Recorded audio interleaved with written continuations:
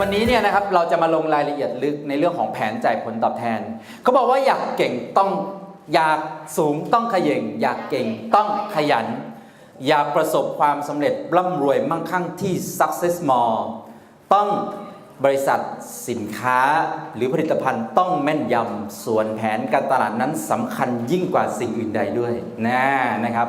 เพราะฉะนั้นวันนี้เนี่ยนะครับบางท่านบางคนอาจจะเคยไปสปอนเซอร์อาจไปเคยไปนำเสนอแล้วเนี่ยนะครับ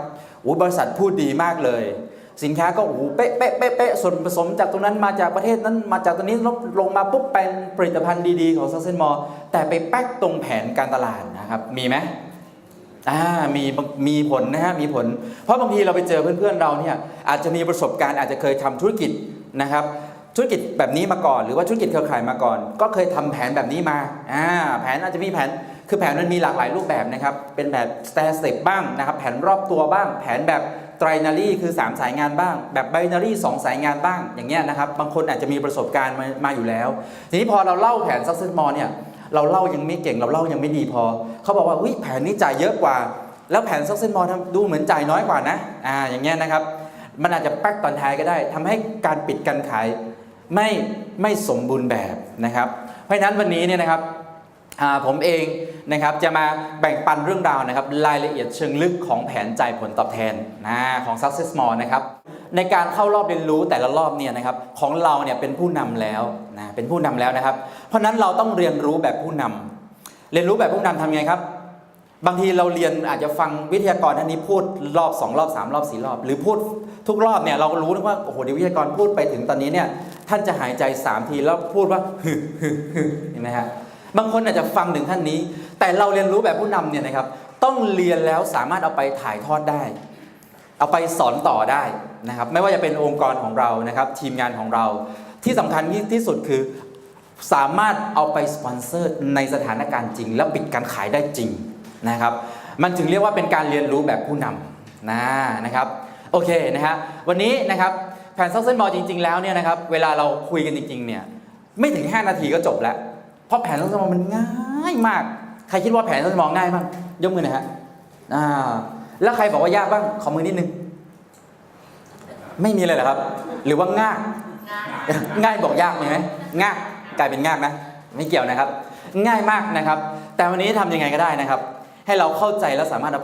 ไปถ่ายทอดได้นะครับก่อนอื่นนะครับต้องไหว้ครูนิดนึงนะครับขอบคุณผู้เปิดโอกาสนะครับให้กับผมนิดนึงนะครับบรูเดมอนนะครับพรพิมลตั้งวงศิริโชคครับปรบมือให้เธอด้วยนะครับก่อนอื่นนี่รู้จักกันก่อนเอาแล้ว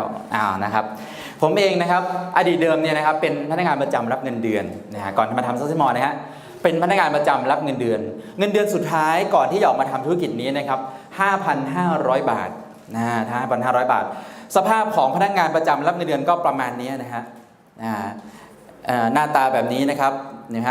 ปลวกนิดนึงนะครับอาจจะบอกตอนนี้น่าดูดีมากขอบคุณครับชมตัวเองไว้ก่อนก็ตอนนั้นก็ขี่ได้แต่มอไซค์เป็น2ประตูนะครับไม่มีประตู2ที่นั่งนะครับเปิดประทุนรถสปอร์ตนะครับไม่มีหลังคานะครับ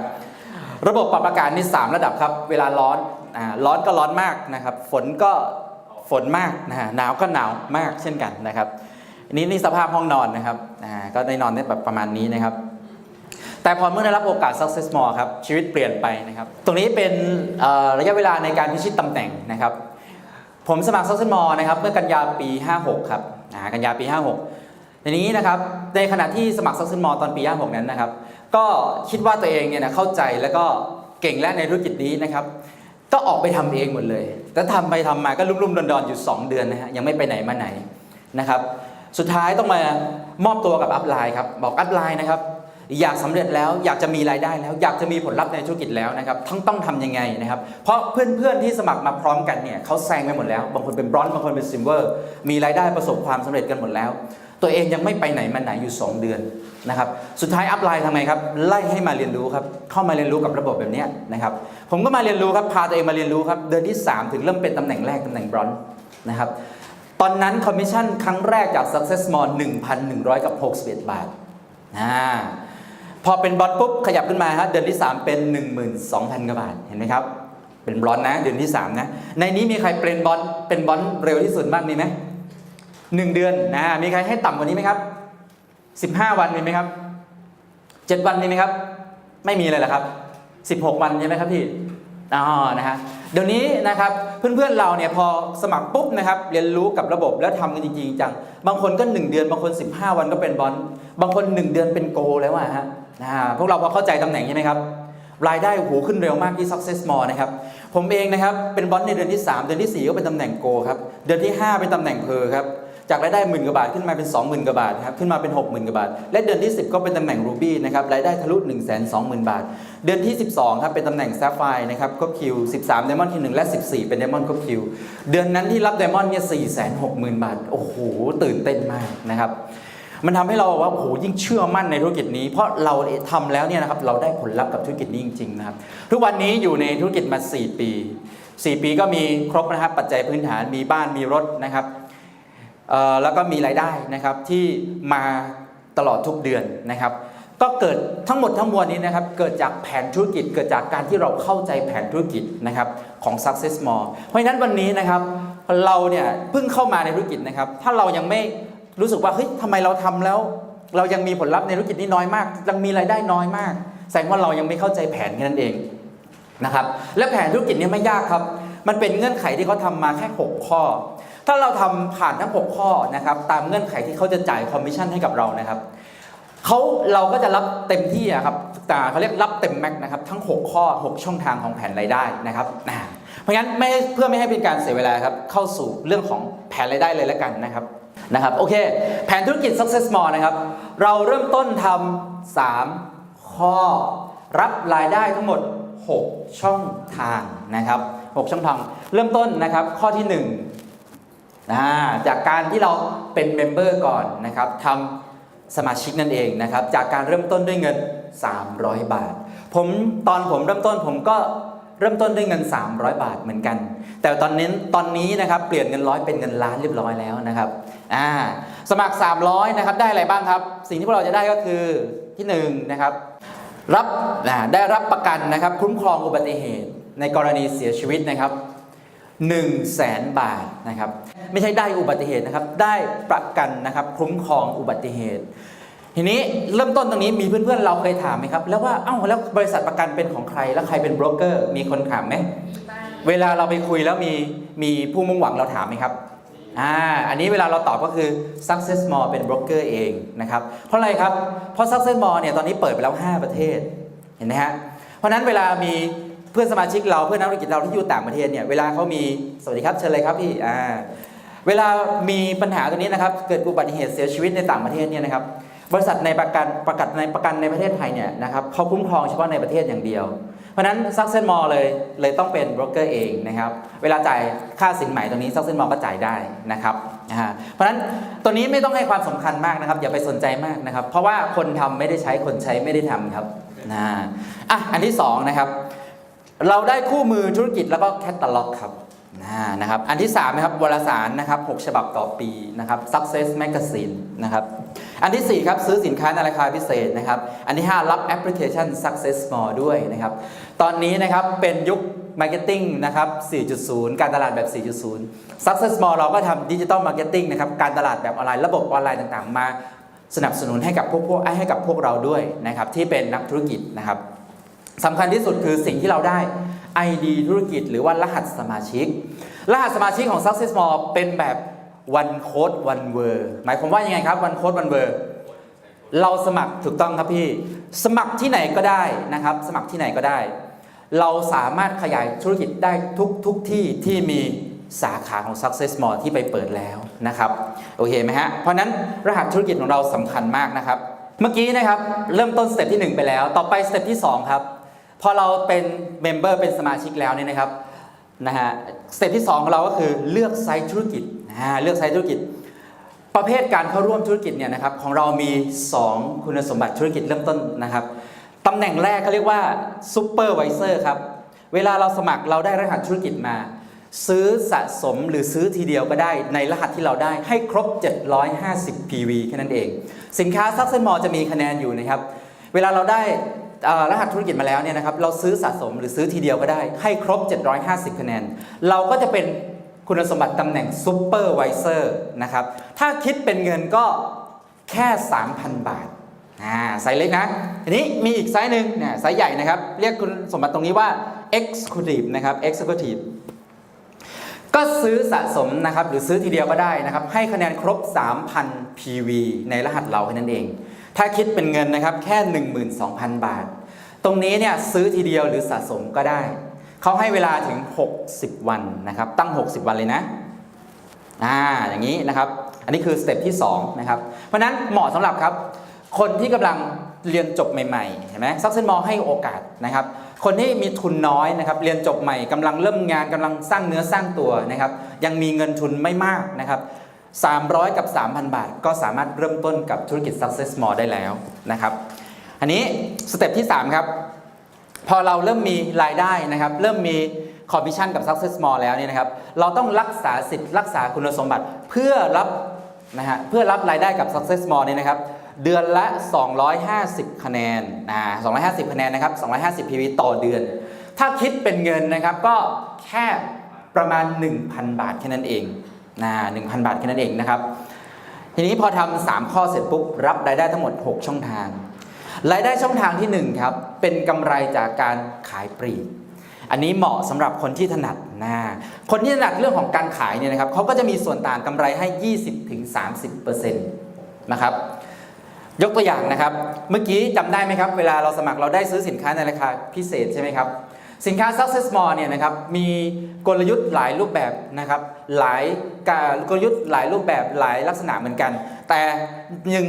งในนั้นเนี่ยนะครับก็เป็นกลยุทธ์ในเรื่องของราคาด้วยนะครับสินค้าของ Success More บางรายการนะครับก็จะมี3เรทราคานะครับราคาแรกเป็นราคาข้างกล่องหรือราคาปลีกนะครับ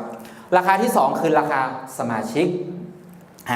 ราคาที่3นะครับเป็นราคาพิเศษครับเพราะนั้นนะครับเวลาเราเป็นสมาชิกแล้วเนี่ยเราสามารถซื้อสินค้าในราคาพิเศษก็คือตรงนี้ส่วนต่างครับระหว่างราคาข้างกล่องกับราคาพิเศษเห็นไหมครับยกตัวอย่างผลิตภัณฑ์ตัวนี้ครับชื่อมอคอลลาเจนครับราคาข้างกล่อง 1,500 บาทอันนี้ถ้าเกิดคนที่ขายเก่งๆเขาขายราคาปลีกได้ราคาข้างกล่องได้ก็จะมีกำไรอยู่540 บาทต่อกล่องเดือนหนึ่งนะครับสมมุติเขามีรายได้หลักมีเงินเดือนมีรายได้หลักอยู่แล้วรายได้ประจำอยู่แล้วนะครับเขาทำตรงนี้นะครับขายตรงนี้นะครับอย่างเดียวนะเดือนละ10 กล่องเขาก็จะมีรายได้เพิ่มขึ้นมา 5,400 บาทเห็นไหมครับแต่บางคนบอกว่าโอ้โหผมขายไม่เก่งเลยพี่หนูขายไม่เก่งแนะนำไม่เป็นเลยไม่เป็นไรครับเขามีค่าขยายให้แบบนี้เรียกว่ารายได้จากการแนะนำหรือว่า first order bonus นะครับ first order bonus ดูจากไหนครับดูจากคุณสมบัติตัวเราเมื่อกี้นะครับแผนธุรกิจ Success More เราเนี่ยนะครับเวลาเราสมัครปุ๊บเราไปแนะนำเพื่อนมาเนี่ยนะครับเขาให้ค่าแนะนำค่าบอกด้วยนะครับถ้าเราเป็นตำแหน่งซูเปอร์วิเซอร์จำได้ไหมครับเราเริ่มต้นเมื่อกี้ตำแหน่งทางธุรกิจเริ่มต้นแบบซูเปอร์วิเซอร์นะครับเวลาเราไปแนะนำเพื่อนเรามาเนี่ยภาษาธุรกิจเขาเรียกว่าชั้นลูกครับเราจะได้ค่าแนะนำจากชั้นลูกนะครับ 30% จากคะแนนที่เขาซื้อยกตัวอย่างนะตัวเราสมัครมาปุ๊บนะครับเราแนะนำ A มานะครับ A ซื้อ 3,000 PV A เป็นลูกเราเป็นชั้นลูกเรารับ 30% จาก 3,000 PV คิดเป็นตัวเงินอยู่ที่900 บาทนะครับ900 บาทเหมือนกันครับอีกข้างหนึ่งเราไปแนะนำ B มา B ซื้อไป 3,000 PV เหมือนกันเราก็รับค่าแนะนำนะครับ 30% จาก 3,000 PV คิดเป็นตัวเงินก็900 บาทนะครับโอเคไหมฮะทีนี้เวลาเราแนะนำเนี่ยนะครับแนะนำมาเราอาจจะบางคนแนะนำเก่งมากนะแนะนำเก่งมากกว่า2คน3คนบางคนแนะนำเป็น10บางคนแนะนำมากกว่า20คนก็มีนะครับเพราะฉะนั้นเวลาเราแนะนำมาแล้วเนี่ยเราจะต่อเพื่อนให้ต่อซ้ายหรือต่อขวาแค่นั้นเองนะครับแผนธุรกิจเราเป็นแบบนี้นะฮะทีนี้เราแนะนำ C มานะครับตัวอย่างเราจะต่อซ้ายหรือต่อขวาก็ได้นะครับในภาพตัวอย่างเนี่ยเราต่อข้างให้ใน C นะครับเหมือนกันครับเราแนะนำใน C มานะครับใน C ซื้อ 3,000 PV เราก็รับ 30% จาก 3,000 PV คิดเป็นเงินก็คือ900 บาทนะครับเหมือนกันเห็นไหมทีนี้ลองมาดูครับอันนี้เป็นกรณีเรา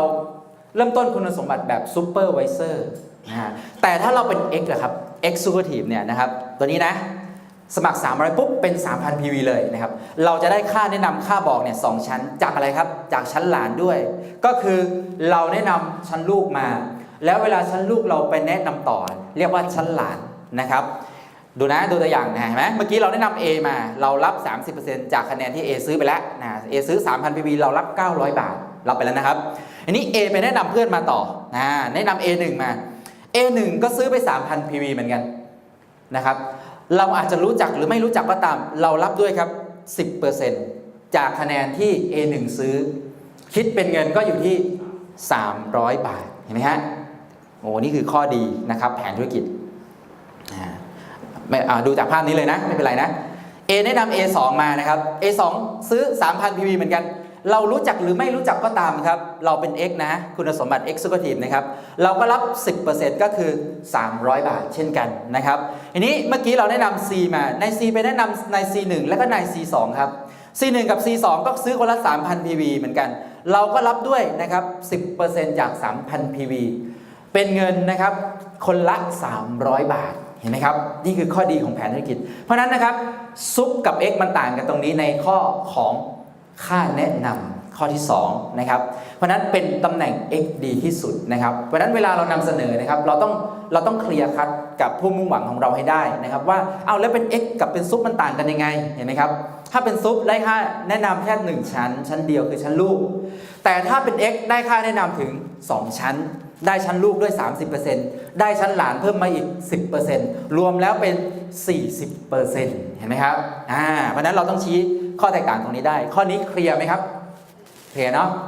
นะครับต่อไปข้อที่3เร็วไหมเร็วมากเลยนะครับ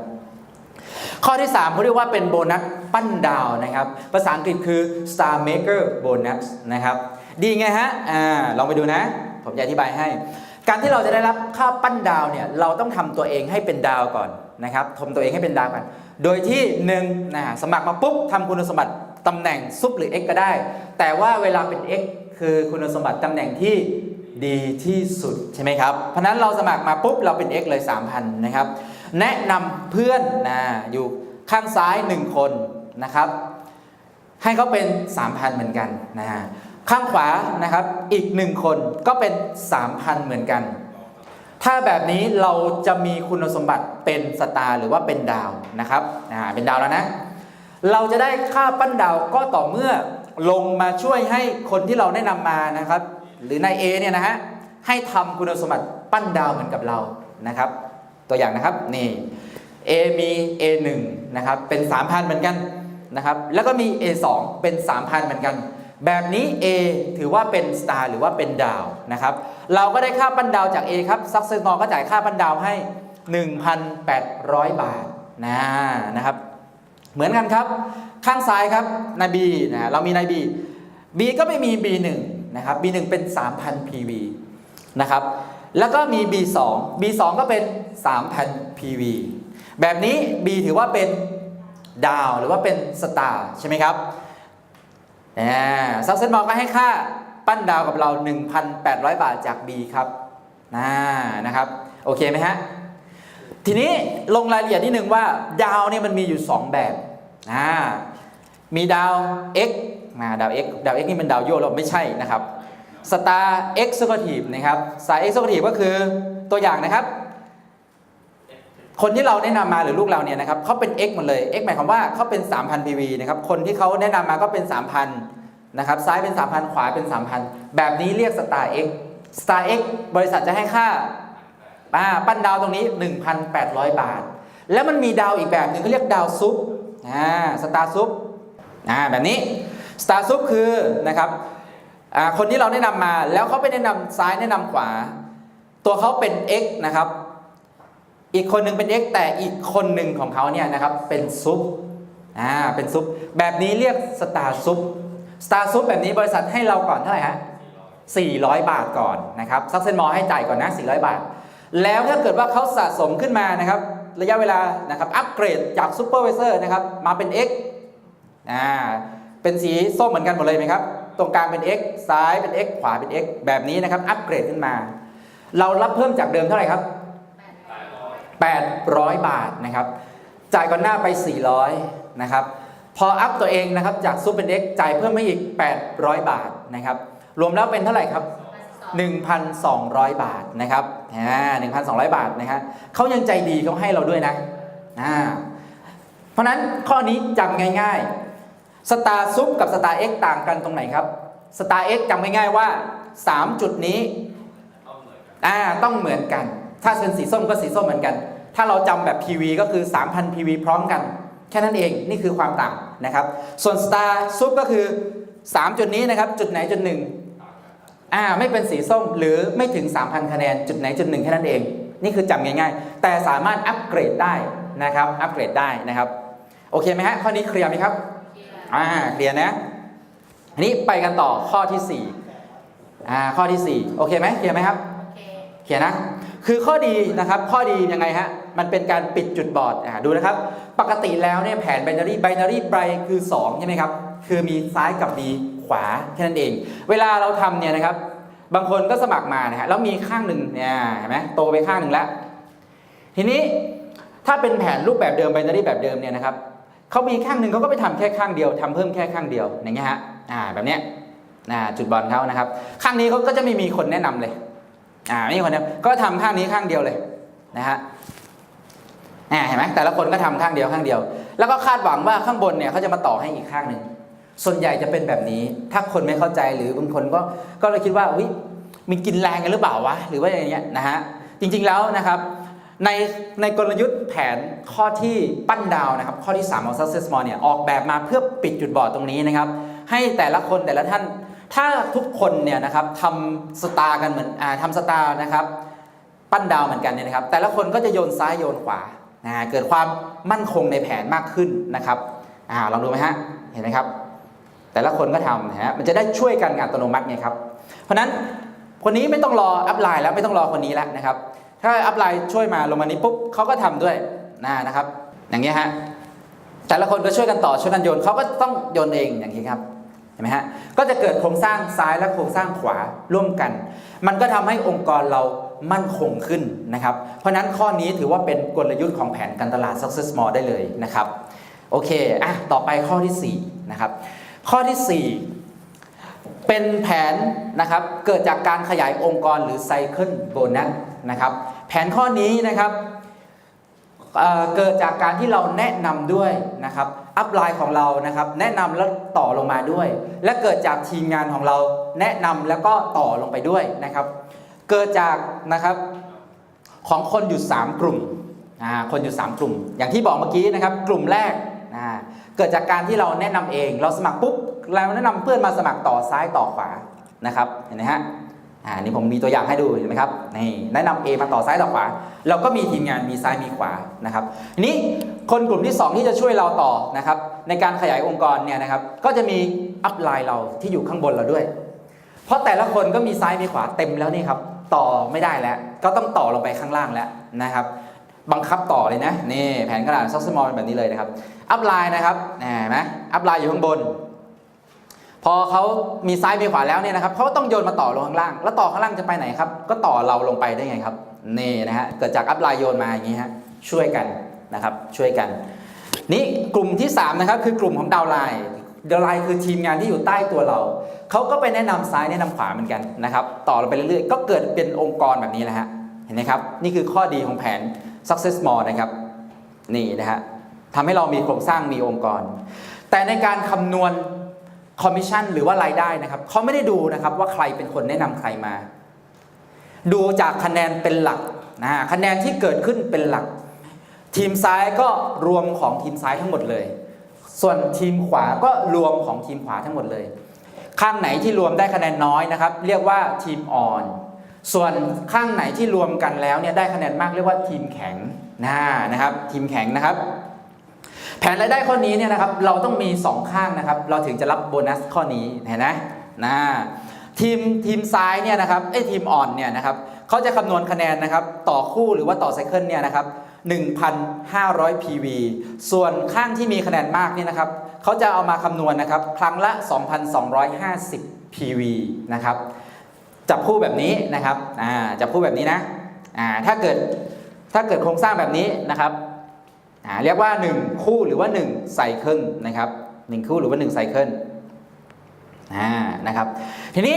มันมีผลอย่างเมื่อกี้อย่างที่บอกว่าถ้าเราเริ่มต้นคุณสมบัติธุรกิจแบบซูเปอร์ไวเซอร์แบบ 3,000 บาทเนี่ยนะครับกับ Executive นะแบบ 12,000 บาทเนี่ยนะครับมันต่างกันตรงไหนนี่เห็นไหมต่างกันในข้อนี้ด้วยถ้าเราเป็น Supervisor เนี่ยเราจะได้600 บาทต่อ1คู่แต่ถ้าเราเป็น Executive หรือว่าเป็น X เนี่ยเราจะได้720 บาทต่อ1คู่เห็นไหมครับต่างกัน120 บาทบางคนบอกว่าโอ้โห120 บาทนิดเดียวเองแต่อย่าลืมนะครับเดี๋ยวให้ดูในข้อนี้เนี่ยนะครับเขาคำนวณจ่ายที่ 1,600 คู่ 1,600 คู่นะครับเพราะนั้นส่วนต่างตรงนี้นะครับมีผลมากถ้าเราเป็น X เนี่ยเราได้คู่ละ720 บาทถูกต้องไหมครับเขาคำนวณจ่ายสูงสุดที่ 1,600 คู่ต่อเดือนเท่ากับว่าเราสามารถรับรายได้สูงสุดในข้อนี้ที่ 1,152,000 บาทต่อเดือนนะครับวงเล็บต่อเดือนด้วยนะครับสำคัญที่สุดนะส่วนถ้าเกิดว่าเราเป็นซุปล่ะมันต่างกัน120คู่เนี่ยใน 1,600 คู่เนี่ยถ้าเราได้คู่ละ600 บาทเป็นตัวเงินเท่าไหร่ครับจับมาคูณกัน 960,000 บาท 960,000 บาทกับ 1,152,000 บาทต่างกันเยอะไหมหายไปหลายแสนเลยนะครับเพราะนั้นเป็น X ดีที่สุดเห็นไหมครับนะครับข้อนี้นะครับข้อนี้ต้องบอกเลยว่าไม่จำกัดจำนวนคนนะครับเอาคะแนนว่าเลยขอให้มันครบ 1,600 คู่เมื่อไหร่นะครับคุณรับที่ 1,152,000 บาททุกคนเพราะฉะนั้นแผนธุรกิจที่คุณหมอเขียนออกมาในข้อนี้เนี่ยนะครับไม่มีเงื่อนไขอื่นแล้วในข้อที่4นะแค่ 1,600 คู่ต่อเดือนและทำคุณสมบัตินะครับรักษาสิทธิ์ของคุณเนี่ยนะครับ250 PV ประมาณ 1,000 บาทเนี่ยเดือนละครั้งเนี่ยนะครับท่านก็สามารถรับเงินล้านจากแผนธุรกิจ Success More ได้เลยเห็นไหมบางคนบอกว่าแผนนั้นจ่ายเยอะแผนนั้นจ่ายน้อย Success More จ่ายน้อยที่ไหนล่ะเฉพาะข้อนี้ก็ล้านกว่าบาทแล้วทำไม่ถึงใช่ไหมครับแล้วบางคนอาจจะมีข้อสงสัยว่าแล้วมีคนทำได้ไหมที่ Success More ตอนนี้หลัก10รหัสแล้วนะครับที่ชนเพดานตรงนี้นะฮะแล้วก็กำลังจะมีตามไปด้วยอีกหลายรหัสเลยนะครับของผมก็ยังไม่ถึงขาดอีกเยอะเลยเพิ่งได้ประมาณ400คู่ต่อเดือนเอง400คู่ต่อเดือนคูณ720ไม่รู้เท่าไหร่นะครับเท่าไหร่นะฮะน้อยจังเลย74 28 200,000 กว่า300 400นะครับเห็นไหมครับนี่นะครับเพราะนั้นนะครับในข้อนี้เนี่ยนะครับหลับหูหลับตาทำปีละข้างยังคุ้มเลยฮะเหนื่อยที่อื่นเรายังไม่ได้ขนาดนี้นะแต่ถ้าเหนื่อยที่ Success More เนี่ยทำปีละข้างปีละสายดีไหมให้มันปีนี้นะบางคนอาจจะน้อยใจอัพไลน์อัพไลน์หนูโตอยู่ข้างเดียวมีไหมครับมีใครโตอยู่ข้างเดียวไหมไม่ต้องยกมือเชื่อไหมครับถ้าพูดถึงว่า 100% เนี่ยถ้าเราโตไปแล้วข้างหนึ่งนะภาษาธุรกิจเขาเรียกโมเดลเล็กคือขาหลัก1ขาไงแล้วเราโตไปแล้วข้างหนึ่งเนี่ยใน 100% ถือว่าคุณมาแล้ว 50%เพราะนั้นอีกข้างหนึ่งอีก 50% ออกแรงนิดนึงครับออกแรงนิดนึงครับให้มัน 1,600 คู่600ไซเคิลครับรับ 1,152,000 บาทต่อเดือนยังไงก็คุ้มครับเชื่อผมเถอะนะครับโอเคไหมข้อนี้เคลียร์ไหมมีคำถามไหมครับใครอยากถามบ้างไม่มีเนาะไปต่อนะ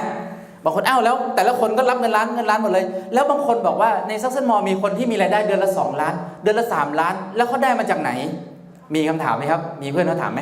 ในนี้บอกว่าได้1,000,000 กว่าบาทเองเขาบอกจ่ายสูงสุดแค่นี้นี่ถูกต้องครับจ่ายสูงสุดตรงนี้เพดานจ่ายในนี้เฉพาะข้อที่4นะครับเพราะฉะนั้นเวลาพวกเราคำนวณแผนคำนวณรายได้จากแผนธุรกิจ Success More เนี่ยให้คำนวณทีละข้อนะครับอย่าเอามารวมกัน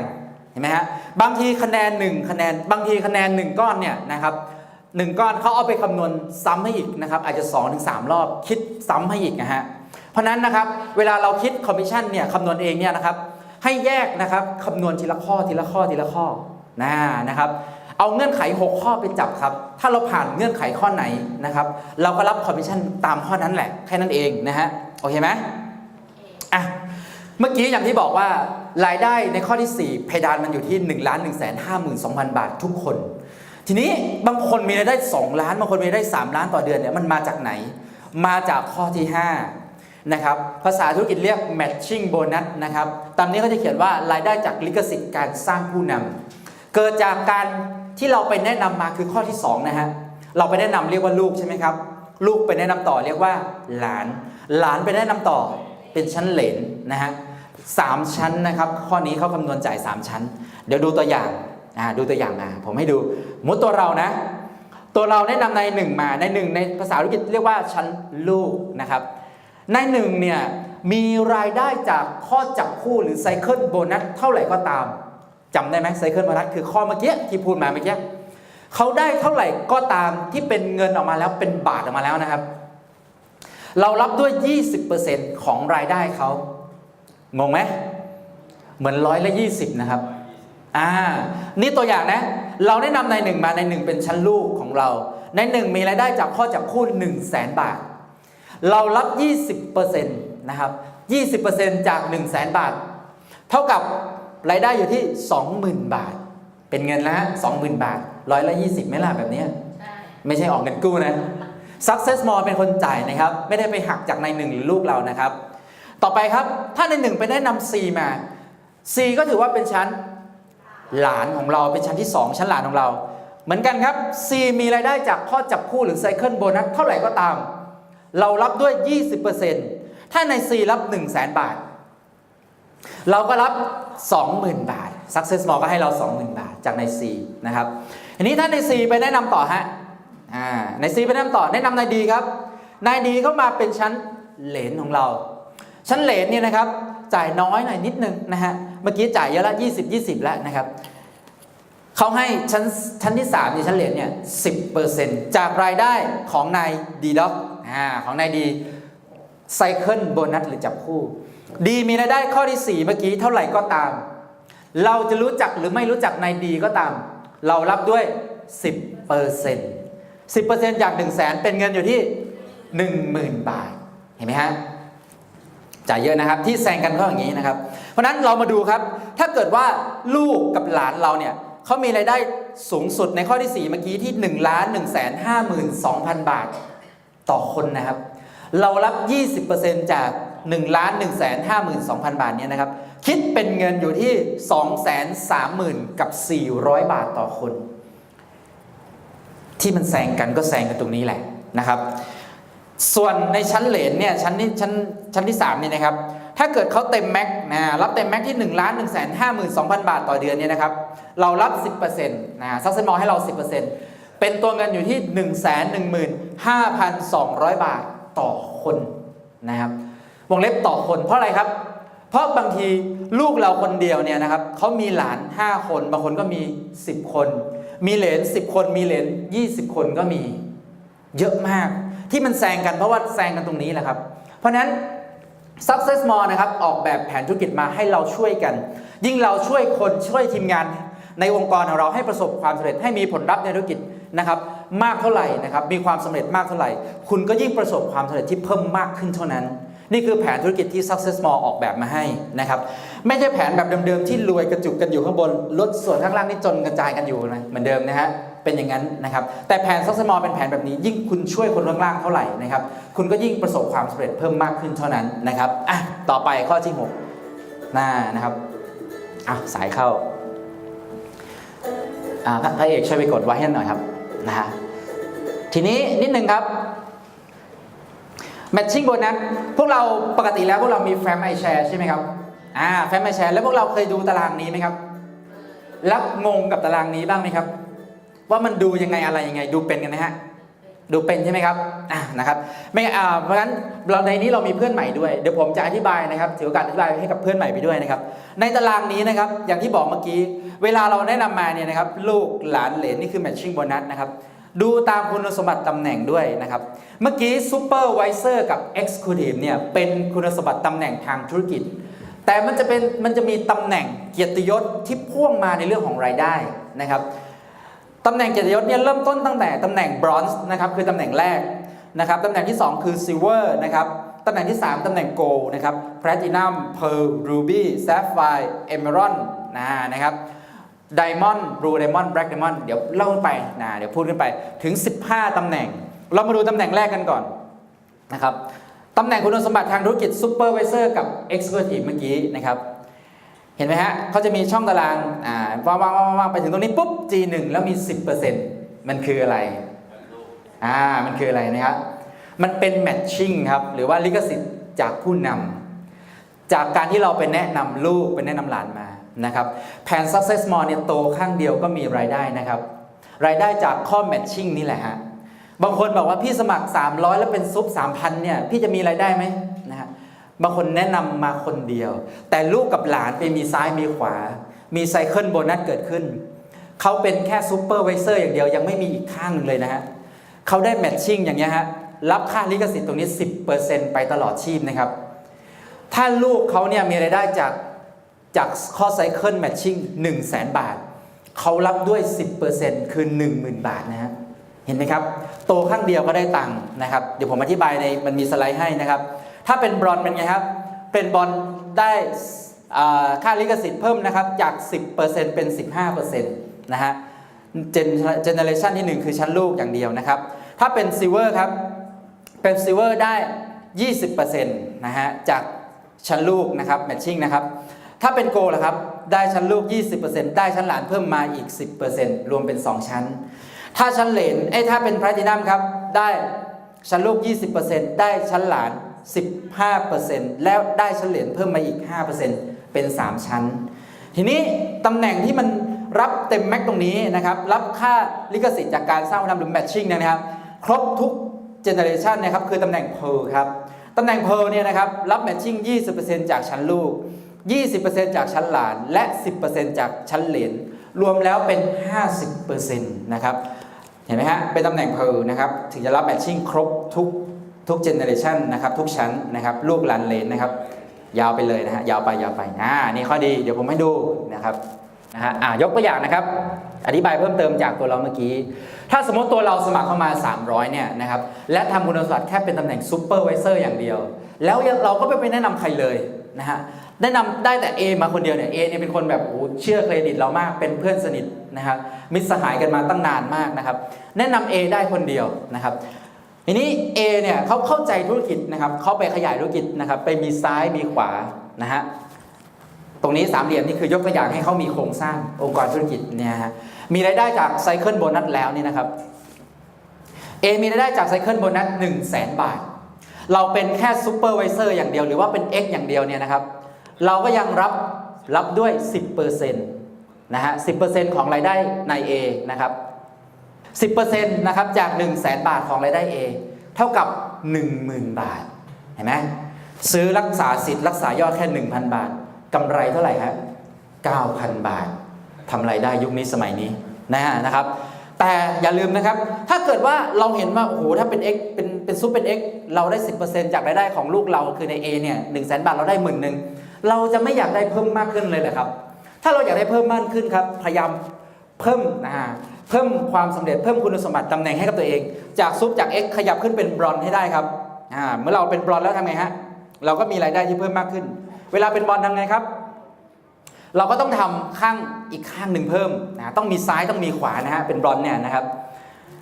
เงื่อนไขคือแนะนำซ้ายคนหนึ่งแนะนำขวาคนหนึ่งแล้วบริหารคะแนนทีมอ่อนนะครับทีมอ่อนคือคะแนนข้างน้อยเนี่ยให้ครบ 10,000 PV หรือ 10,000 คะแนนนะครับแล้วบริหารคะแนนทีมแข็งนะครับคืออีกข้างหนึ่งเนี่ยนะครับให้ครบ 15,000 คะแนนแค่นี้เราก็มีคุณสมบัติเป็นตำแหน่งบรอนซ์คือตำแหน่งแรกแล้วล่ะนะครับทีนี้ลองดูแมทชิ่งครับจากชั้นลูกของเราคือจากใน A เนี่ยนะครับรับเพิ่มขึ้นนะครับ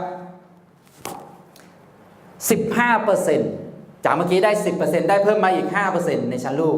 แล้วที่ได้มาคืออะไรครับคอมมิชชั่นที่บริษัทจ่ายให้อีกเป็นบรอนซ์เนี่ยตำแหน่งแรกเราจะมีรายได้ประมาณนะครับ 6,000 ถึง 10,000 บาทบางคนก็ได้เยอะตอนผมเป็นบรอนซ์ผมได้ 12,000 กว่าบาทเห็นไหมครับบางคน 20,000 30,000 ก็มีนะอันนี้เราเป็นเคทีเรียมาตรฐานขั้นต่ำให้นะครับว่า6,000 ถึง 10,000 บาทต่อเดือนนะครับแล้วได้แมทชิ่งอีก 15% นะครับทีนี้ถ้าเราอัปเกรดตัวเองนะครับจากบรอนซ์ขึ้นมาเป็นซิลเวอร์ครับแนะนำเพิ่มแค่นั้นเองเงื่อนไขนะครับแนะนำเพิ่มเป็นซ้าย2คนนะครับขวา2คนนะครับบริหารคะแนนทีมอ่อนให้ครบเมื่อกี้จาก 10,000 นะครับให้ขึ้นมาเป็น 20,000 คะแนนส่วนคะแนนทีมแข็งหรือข้างแข็งนะครับขึ้นมาเป็น 30,000 คะแนนนะครับทีนี้เราจะมีค่าลิขสิทธิ์หรือ matching bonus ที่เพิ่มมากขึ้นจาก 15% เป็น 20% แล้วเราจะมีโบนัสคอมมิชชั่นเพิ่มมากขึ้นจากเมื่อกี้เรารับ 6,000 ถึง 10,000 ในตำแหน่งบรอนซ์แต่ถ้าเราเป็นซิลเวอร์ครับซิลเวอร์เราจะรับคอมมิชชั่นที่เพิ่มมากขึ้นนะครับประมาณ 10,000 ถึง 15,000 บาทเห็นไหมฮะเพิ่มมากขึ้นเลยนะแล้วถ้าเราปรับตัวเองอัพตัวเองนะครับเป็นตำแหน่งโกลครับตำแหน่งโกลแค่ทำเงื่อนไขแนะนำเพิ่มครับจากข้างซ้ายนี่นะครับซ้าย2ขวา2ในซิลเวอร์เป็นซ้าย3ขวา3นะครับซ้าย3คนขวา3คนและบริหารคะแนนทีมอ่อนให้เพิ่มมากขึ้นจาก 20,000 ขึ้นมาเป็น 30,000 คะแนนทีมแข็งเพิ่มมากขึ้นจาก 30,000 ให้มันเป็น 45,000 ตรงนี้เราจะมีรายได้ที่เพิ่มมากขึ้นด้วยนะครับเราไปตำแหน่งโกนะฮะเราจะมีรายได้อยู่ประมาณ 15,000 บาทถึง 25,000 บาทและรับนะครับรับแมทชิ่งโบนัสเพิ่มขึ้นอีก 20% ในชั้นลูกและ 10% นะครับในชั้นหลานเห็นไหมครับยิ่งเราทำคุณสมบัติตำแหน่งให้เพิ่มมากขึ้นนะครับยกตัวอย่างนะถ้าเราขึ้นมาเป็นแพลตินัมเนี่ยอัปเกรดจากบรอนซ์อัปเกรดจากโกลขึ้นมาเป็นแพลตินัมนะครับในการที่เราจะเป็นแพลตินัมได้เนี่ยเงื่อนไขนะครับจากการที่เราแนะนำลูกซ้าย3คนขวา3คนที่เป็นไดเรกตรงเราเนี่ยเราช่วยให้คนใดคนหนึ่งก็ได้ให้เขาไปตำแหน่งบรอนซ์คือตำแหน่งแรกนะฮะซ้ายคนหนึ่งขวาคนหนึ่งข้างละคนแค่นั้นเองนะฮะช่วยให้เขาประสบความสำเร็จที่เพิ่มมากขึ้นนะครับแล้วเราก็บริหารคะแนนทีมอ่อนให้ถึง 60,000 คะแนนนะครับบริหารคะแนนทีมแข็งให้ถึง 90,000 คะแนนแบบนี้ถือว่าเราดำรงคุณสมบัติเป็นตำแหน่งแพลตินัมพอเราเป็นแพลตินัมแล้วเนี่ยนะครับเราจะมีคอมมิชชั่นหรือว่ารายได้นะครับประมาณ 45,000 ถึง 60,000 บาทและได้แมทชิ่งเพิ่มมากขึ้นอีกในชั้นลูกนะครับ 20% ในชั้นลูกชั้นหลานอีก 15% และชั้นเหรียญอีก 5% เห็นไหมครับได้มา3ชั้นนะแต่ยังไม่เต็มที่ใช่ไหมครับต้องเป็นตำแหน่งเพอร์นะฮะต้องมาตำแหน่งเพอร์นะครับเพราะนั้นนะครับในข้อแมทชิ่งโบนัสเนี่ยนะครับถ้าเราจะทำรับ 50% ให้ครบหมดเลยเนี่ยนะครับเราต้องทำคุณสมบัติเป็นตำแหน่งเพอร์ตำแหน่งเพอร์ก็คือเป็นตำแหน่งที่ต่อจากแพลตินัมนี่เองนิดเดียวนะครับทำกันครับเงื่อนไขก็ทำลูกเราให้เป็นบอลซ้ายนะฮะข้างซ้าย1คนข้างขวา1คนแต่บริหารคะแนนทีมอ่อนจากเมื่อกี้ทีมอ่อน 60,000 ในตำแหน่งแพลตินัมขึ้นมาให้ถึง 100,000 คะแนนในข้างอ่อนนะครับแล้วก็ทีมแข็งจาก 90,000 คะแนนนะครับในตำแหน่งแพลตินัมเมื่อกี้ให้ถึง 150,000 คะแนนในข้างแข็งนั่นเองนะครับแบบนี้เราก็ดำรงคุณสมบัติเป็นตำแหน่งเพลนะครับตำแหน่งเพลนะครับก็จะมีรายได้ประมาณตั้งแต่ 60,000 ถึง 80,000 บาทบางคนก็เป็นแสนนะในตำแหน่งนี้นะครับแล้วแต่ทีนี้แมทชิ่งเราได้ครบทุกชั้นแล้วทีนี้3ชั้นนะครับ10 นะครับรวมแล้วเป็น 50% เห็นไหมครับเพราะฉะนั้นให้เราโฟกัสไว้เลยโฟกัสไปเลยนะครับเราอยากมีรายได้เยอะๆจากข้อที่4นี่เต็มแม็กที่1 ล้านแล้วนะครับทีนี้อยากจะมีเพิ่มอีกเราต้องมาทำข้อ matching bonus ทำข้อที่5ในการที่ไปสร้างลูกไปช่วยลูกของเราทีมงานเราให้ประสบความสำเร็จที่เพิ่มมากขึ้นครับแล้วเราก็จะมีรายได้จากลิขสิทธิ์ในการสร้างผู้นำที่เพิ่มมากขึ้น Success More เป็นคนจ่ายนะครับเราไม่ได้ไปหักรายได้นะครับหรือไปแบ่งจ่ายคอมมิชชั่นจากทีมงานนะครับในองค์กรเรานะครับโอเคไหมทีนี้ครับต่อไปครับนอกจากรายได้5ข้อที่พูดมาแล้วยังมีรายได้ข้อที่6อีก1ข้อเขาเรียกว่าเป็นรายได้แบบ one time bonus หรือ lifestyle bonus นั่นเองนะครับเป็นรางวัลโบนัสรางวัลเกียรติยศครับจำได้ไหมครับเมื่อกี้ที่ไล่ตำแหน่งคุณสมบัติซุปกับ X แล้วก็มีตำแหน่งเกียรติยศใช่ไหมครับตั้งแต่ bronze silver gold platinum pearl ใช่ไหมครับ ruby sapphire emerald แล้วก็ยังมีฮะตำแหน่ง diamond นะครับ blue diamond black diamond crown diamond imperial diamond president diamond จนถึง royal diamond เนี่ยนะครับตั้งแต่ diamond เป็นต้นไปเนี่ยนะครับมันจะมีโบนัสประจำตำแหน่งนะครับเป็นรางวัลเกียรติยศครับให้อีก 200,000 บาทในตำแหน่ง diamond นะเห็นไหมนะครับถ้าเป็น blue diamond ล่ะครับ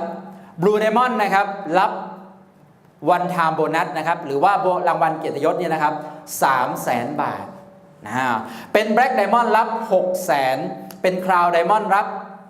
1,200,000เป็น imperial diamond รับ2,400,000เป็น president diamond รับ5 ล้านเป็น royal diamond เป็น royal diamond รับ10 ล้านโอ้โหนะครับ จ่ายกันจริงๆแล้วมีคนรับไปแล้วนะครับผมเองก็รับไปแล้วนะครับถึงขึ้นมาแบ่งปันมาบอกมากล่าวมาแนะนำมาสร้างความเชื่อมั่นให้กับพวกเราได้เพราะฉะนั้นนะครับทุกคนมีโอกาสรับแผนการตลาดนะครับรายได้6ช่องทางของ Success More เหมือนกันทุกคนอยู่ที่ว่าเราจะทำช้าทำเร็วแค่นั้นเองนะครับถ้าวันนี้เราทำมั่งไม่ทำมั่งมันก็จะได้มั่งไม่ได้มั่งไง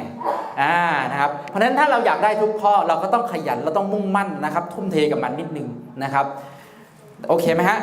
รวมแล้วนะครับเฉพาะวันไทม์โบนัสตรงนี้นะครับเป็นตัวเลขอยู่ที่19.7 ล้านบาทโอ้เฉพาะข้อ6ข้อเดียวนะ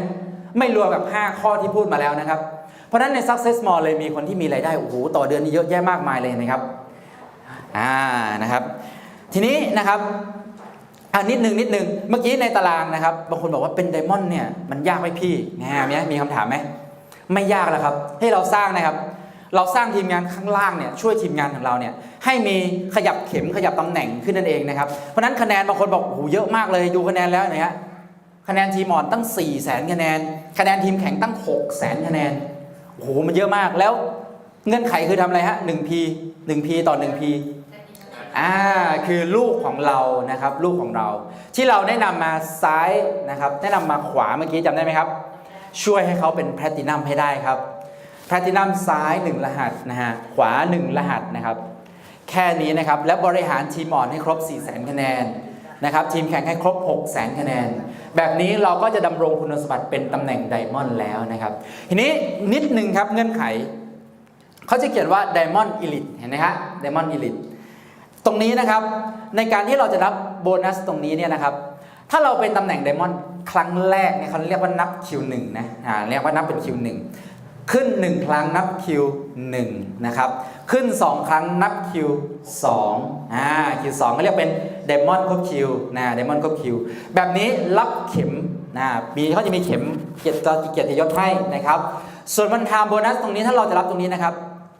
เราต้องดำรงตำแหน่งตัวนี้คุณสมบัติ6ใน12เดือนมีตัวเล็กๆข้างล่างเห็นไหมฮะ6ใน12เดือน6ใน12เดือนหมายความว่ายังไงครับ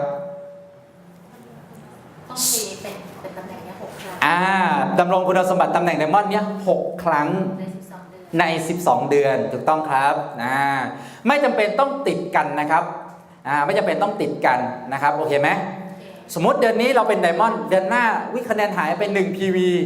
นะครับเป็นเอเมอรัลด์นะครับเดือนต่อไปเราขึ้นใหม่เป็นไดมอนด์ก็ได้นะครับนับนะครับเป็นครั้งที่2เดือนต่อไปขึ้นอีกนับเป็นครั้งที่3เดือนต่อไปขึ้นอีกนับเป็นครั้งที่4จนครบ6 ครั้งรับไปเลย 200,000 บาทโอเคไหมไม่จำเป็นต้องติดกันก็ได้นะเว้นเดือนได้นะครับเพราะนั้นทุกตำแหน่งเหมือนกันนะครับไม่จำเป็นต้องติดกันได้นะครับขอให้ขึ้น6 ครั้งใน12 เดือนคุณก็รับโบนัสรางวัลเกียรติยศหรือว่าวันไทม์โบนัสตรงนี้ไปได้เลยนะครับโอเคไหมอันนี้เคลียร์เนาะเห็นไหมครับเรียบร้อยหมดแล้วแผนธุรกิจ6 ข้อ 6 ช่องทางของ Success More ง่ายไหมทำ3 ข้อรับรายได้6 ช่องทางโอเคไหมครับใครมีคำถามไหมฮะอยากถามไหมผมจะได้บอกข้อดีจุดแข็งของ Success More นะครับข้อดีครับข้อดีคือส่งเสริมการทำงานเป็นทีมนะครับบังคับโครงสร้างในการขึ้นตำแหน่งข้อดีคือยังไงครับแผนธุรกิจ Success More เวลาเราสมัครเขาบังคับให้ต่อแค่ข้างซ้ายหรือข้างขวาแค่นั้นเองนะครับเวลาเราสมัครมาแล้วแนะนำเพื่อนมานะครับนั้นเราประโยชน์สเปซสปะไม่ได้แล้วนั้นเวลาเราต่อแผนแบบนี้เป็นไงครับเพื่อนเราที่อยู่ทีมซ้ายก็ได้คนลงไปช่วยด้วยไหมครับก็ต่อข้างล่างช่วยเพื่อนไปอัตโนมัติช่วยทีมงานด้วยไหมครับซ้ายด้วยขวาด้วยซ้ายขวาแบบนี้ฮะนี่คือข้อดีนะครับข้อที่2ครับคำนวณโบนัสไม่จำกัดชั้นลึกจำได้ไหมครับข้อที่จับคู่ไซเคิลโบนัสข้อที่4ไงฮะไม่จำกัดชั้นลึกนะครับคะแนนถึงเมื่อไหร่ครบ 1,600 คู่ 1,600 ไซเคิลเมื่อไหร่รับไปเลยนะครับ1,152,000 บาทต่อเดือนโอเคไหมข้อที่3ครับองค์กรไม่หลุดออกจากกันกรณีตำแหน่งชนกันคืออะไรครับตรงนี้แซงกันได้หมายความว่ามาก่อนสำเร็จก่อนใช่สำเร็จกว่าทีมงานเราอาจจะสมัครทีหลังต่อเราเป็นทีมงานเราแต่เขาสามารถมีตำแหน่งที่สูงกว่าเราได้นะครับแต่เวลาเขาเป็นตำแหน่งที่เท่ากันกับเราหรือสูงกว่าเราแซงเราเนี่ยนะครับองค์กรไม่หลุดออกจากกันคือไม่มีการเบรกออกไปแผนธุรกิจบางแผนครับเวลาดาวไลน์แซงอัพไลน์หรือเท่าตำแหน่งเท่ากันหรือสูงกว่าอัพไลน์เนี่ยนะครับ บริษัทเขาเรียกว่าเป็นมันก็จะตัดออกไปนะภาษาธุรกิจเรียก break away นะครับตัดออกไปหลุดออกไปเลยนะครับนะแต่ข้อของ Success More เรานะครับไม่มีการตัดออกนะฮะไม่มีการออกนะครับข้อที่4ครับ PV สูงครับ4:1หมายความว่ายังไงครับ1 บาทต่อ1คะแนน1 PV ต่อ4 บาทนะประมาณนะบางรายการอาจจะมี 4.5 ก็ได้นะครับเพราะนั้นนะครับข้อต่อไปข้อที่5 PV ตัวนี้เขาให้เยอะครับคะแนนตรงนี้นะครับข้อที่5ครับเริ่มต้นธุรกิจใช้เงินน้อยสะสมได้ไม่บังคับซื้อเริ่มต้นเงินน้อยไหมครับ300 บาทบางคนเสื้อผ้าชุดหนึ่งเป็นพันนะฮะเริ่มต้น Success More เท่าไหร่ครับ300เองนะฮะ300 บาทแล้วทำคุณสมบัติธุรกิจนะครับขั้นต่ำ3,000 บาทก็สามารถมีรายได้กับ Success More ได้แล้วนะครับข้อที่6ครับโตข้างเดียวก็มีรายได้จำได้ไหมครับเมื่อกี้แมทชิ่งโบนัสไงครับเราแนะนำเพื่อนมานะครับเรายังไม่มีทีมงานอีกข้างเลยแต่มีเพื่อนอยู่คนเดียวแต่เพื่อนไปมีทีมงานซ้ายขวาก่อนเราก็รับแมทชิ่งเขาก็ให้ค่าลิขสิทธิ์ผู้นำของเราเห็นไหมครับข้อที่7ครับทำคุณสมบัติต่อเดือนไม่สูงครับ250คะแนนคิดเป็นเงินประมาณ 1,000 บาทภาษาธุรกิจเขาเรียกรักษายอดรักษายอดซื้อสินค้าอะไรก็ได้ของใช้ส่วนตัวก็ได้ของใช้ในบ้านก็ได้นะครับประมาณ 1,000 บาทนะครับดูคะแนนเป็นหลักครับขอให้ครบ250 PV ครับนูติกล้ากล่องหนึ่งเป็นไงฮะเกินแล้ว280คะแนนเพราะนั้นไม่ต้องกลัวครับปัญหาจะสต็อกสินค้าหรือของเต็มรถเต็มบ้านนะครับไม่ซื้อไปกองซื้อไปถมที่นะครับเพราะนั้นกินใช้จริงๆนะครับก็ได้ธุรกิจนะครับข้อที่8ครับแผนเปอร์เซ็นต์จ่ายสูงเฉพาะจับคู่ไซเคิลจ่ายถึง 48% จากคะแนนฝั่งอ่อนเมื่อกี้ผ่านมานิดนึงลืมบอกให้ถ้าเราจะคำนวณแผนรายได้ข้อที่4นะครับว่าเฮ้ยเราจะมีคะแนนเราขึ้นมาแค่ตอนนี้มาเท่านี้เราจะมีรายได้จับคู่ข้อที่4เท่าไหร่เอา 48% ไปคูณคะแนนข้างอ่อนคือข้างที่มีคะแนนน้อยนะฮะเราจะได้เป็นตัวเลขที่เป็นเงินออกมานะครับอันนี้คือวิธีรัดให้นะครับบางคนจับคู่โอ้ยก็จะจับ 1,500 อันนี้ 2,250 ตัดแล้วตัดอีกหารไม่ลงตัวมันซับซ้อนไปนะครับ